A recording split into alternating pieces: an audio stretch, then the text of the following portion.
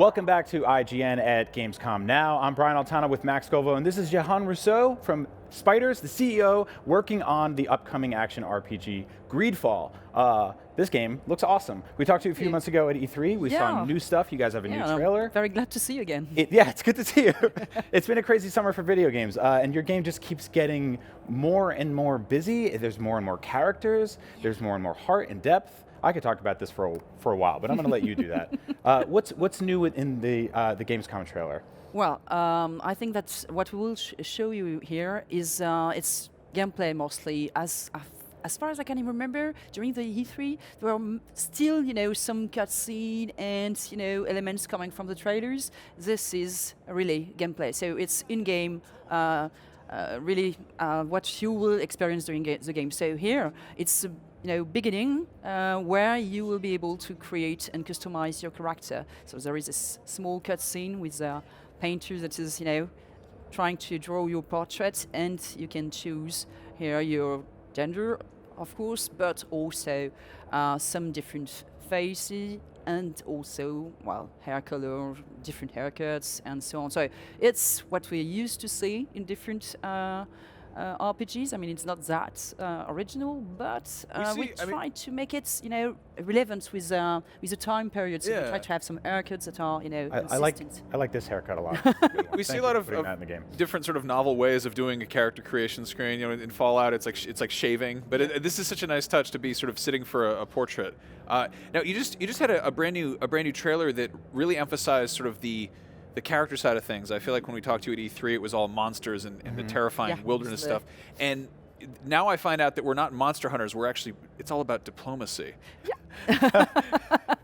So, at the beginning of the game, you will learn really about all that, because you're creating your character, De Sade, is a diplomat. So he's part of the court. You're the nephew of the Prince d'Orsay, who is, very important noble from the congregation of merchants, and you're sent with your cousin to this island, so to Tiafradi. The island has been discovered 15 years ago or something, but the congregation is not here for a long time. They have begun to build a small city, and your job there will be to establish some relationship with the other nations from the continent, but also, obviously, with the natives, and to try to, communicate with them, to try to understand what is happening on the island. And even if your personal main goal is to find a cure for the disease that is actually plaguing the continent and that your mother is dying from, you will also have to do a lot of diplomacy with different other factions that are here. And that's not just the factions either. You have companions too, right? Yeah, each companion is related to one of the factions. So there is 5 companions, and there is 5 other factions than the congregation of merchants. So there are all important people in their faction, so their voice will matter. So when you're going to visit, for example, some other governors from the other nations, or some kings and queens of the native, the fact that you have a companion with you that is also important in their faction will probably make them more welcoming, and these companions can help you understand what is happening in the faction, what you should know about the different tensions, or the political setting of this faction.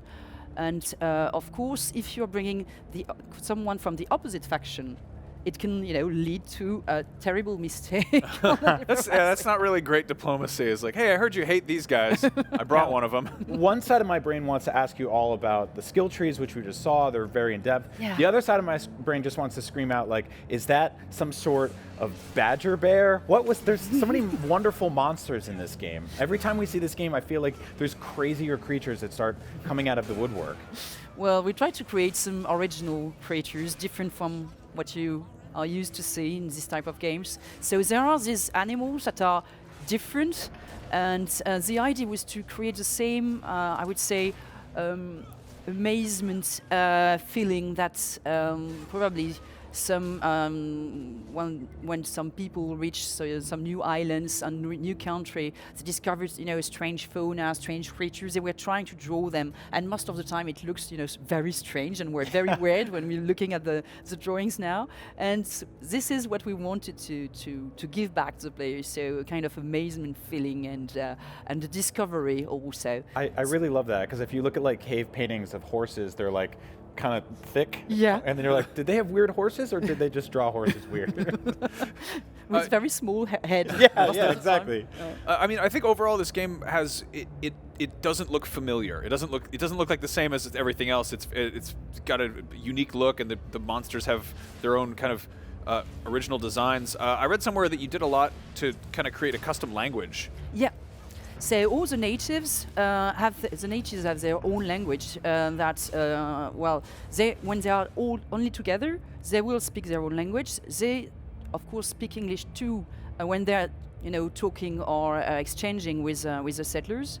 They may not know all the words, depending on how far and how deep they live in the island. Of course, some clans that are living close to some settlers are, more used to use English. As the others, they won't like even to use English, so they will, be reluctant to talk with you. But we create that language really to reflect also this difference, this cultural difference. And we worked with a linguist that really created a completely whole language. It was very funny because we had the actors, all the actors were playing some natives. They had to learn that language. So the linguist is living in Shanghai, and he was sending some video with him saying, "Hello, I will, today we'll give you a course on Tea Friday." And all the actors, were repeating in front of the video. It was very, very funny. But they were amazing, very professional, and it was for me very moving to hear that language, being talked, and finally seeing these characters taking life. Yeah, I mean, to make a video game from the ground up is an immense project, and that's when you can even be following the lead of other games that are out there, and you're like, no, we need to create original monsters, and oh, by the way, let's have a foreign language as well. Why not? Now, it's an undertaking. This is kind of like a tragic question, but you're essentially, I'd say, invading a sort of a native space where there are creatures indigenous to that area in the wild, and you're kicking their asses and they're spitting blood everywhere. Are you kind of the bad guy from some perspective? Well, you can. I mean, as a player, we have had plenty of choices. You will meet plenty of different people. You have to understand that even the different faction, they are not thinking all the people are not thinking the same thing and acting the same way. So amongst the natives, there are plenty of different clans. Each clan has his own philosophy, his own point of view on the settlers, and you can, decide to support some of them or to fight them. And it's exactly the same for the other faction and nation coming from the continent. So it's really up to the player to decide how he wants to positionate himself.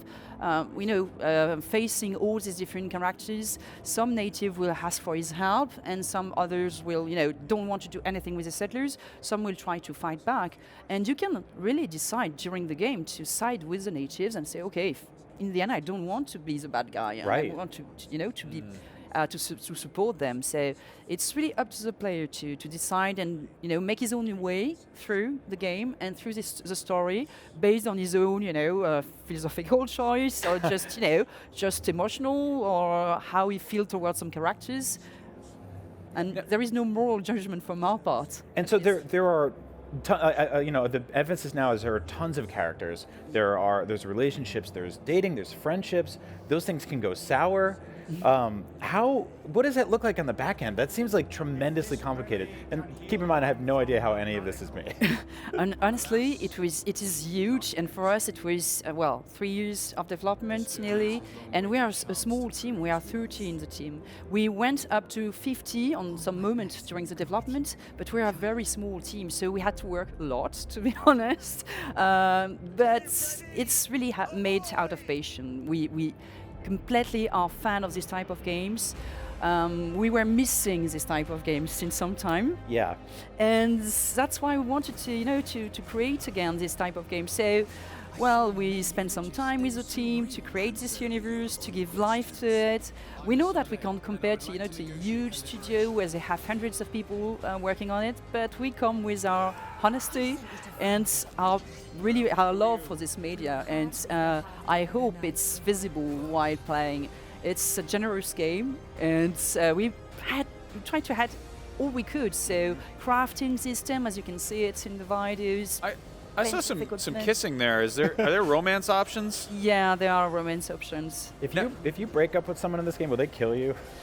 No, but well, you may lose some friendship also. But yeah, there are some romance options. That's good to know. When can people play Greedfall? Because I know they want to know the that. game is released the 10th of September, so I'm terrified, to be honest.